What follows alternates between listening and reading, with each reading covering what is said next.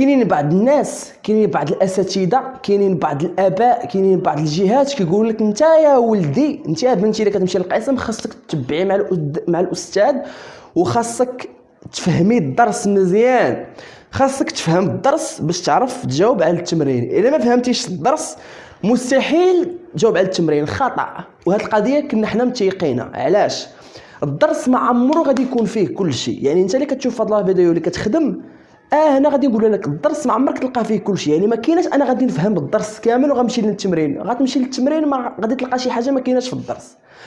الا فهمتي التمرين غتفهم الدرس، الا فهمتي الدرس ما تفهمش التمرين. التمرين كيكمل الدرس. نعطيكم دابا واحد لا نوسيون زوينه اللي هي غدير تحليل للتمارين.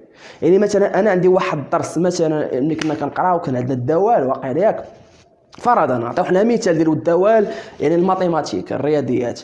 انا الا بقيت كنقرا الدرس راه كيكون فيها جوج الصفاحات 3 الصفاحات، وشو الدوال شحال ديال الحالات وشحال ديال اللعيبات، حنا ما كنكونوش عارفين نكونوا في الدرس، كيكتبوا لك سطر. دونك شنو غادي ندير انايا؟